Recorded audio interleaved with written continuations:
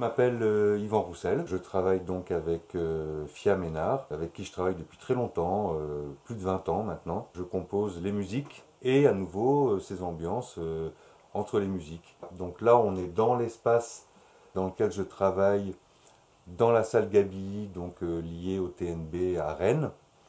Et à l'origine c'est un tout petit bureau.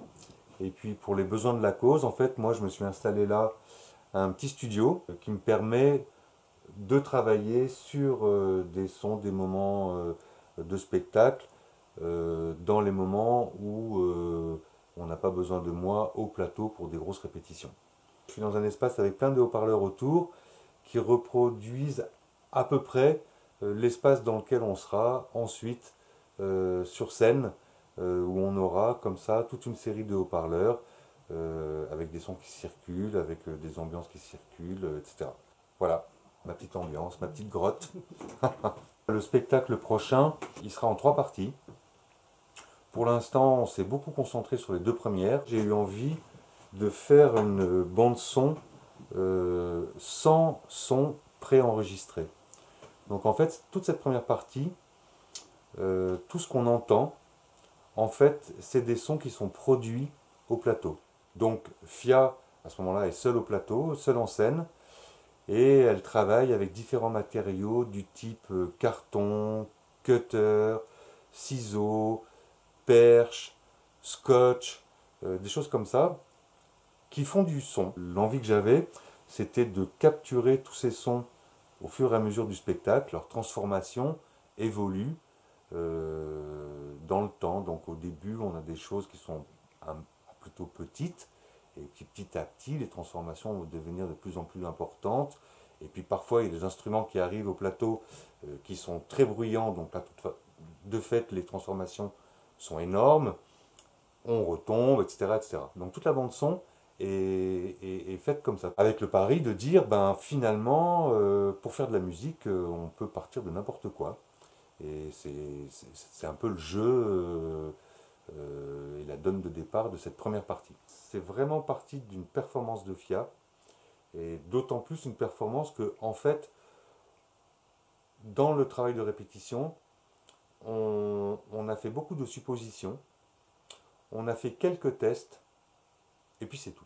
On n'avait pas le temps, pas la place, pas les techniques suffisantes là où on travaillait pour réellement répéter et répéter jour après jour, etc. et faire un montage plus classique. Donc on est vraiment parti en faisant plein de suppositions, en testant différents trucs, et puis on a joué notre spectacle comme ça. Moi, il m'a semblé plus juste, de mon côté, d'être aussi dans une situation de performance. Donc c'est là qu'est née l'idée de dire, ben, en fait, je travaille avec aucun son préenregistré. Et je n'aurai que les sons que j'aurai du plateau. La forte nuance qu'il y a pour cette deuxième partie, c'est qu'en fait, parmi les sons, on a la voix de Inga, qui est danseuse et chanteuse.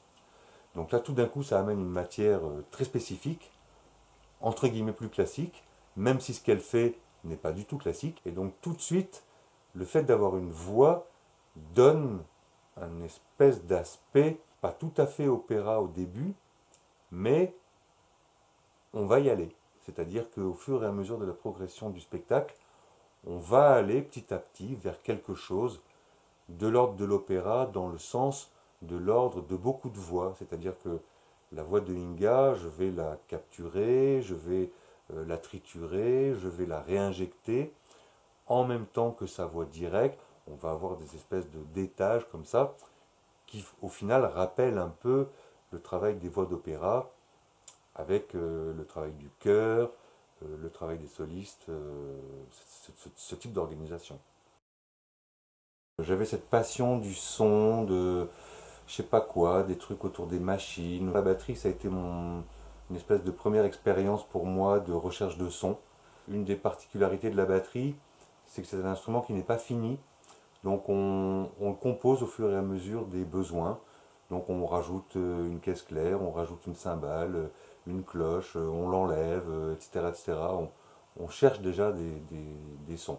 J'ai assez rapidement proposé aux musiciens avec lesquels je travaillais et que je sonorisais d'intégrer dans la musique des effets purement de son, des moments d'ambiance, des moments qui n'étaient pas réellement de la musique, mais plutôt des espèces d'intermèdes ou plutôt des choses comme ça.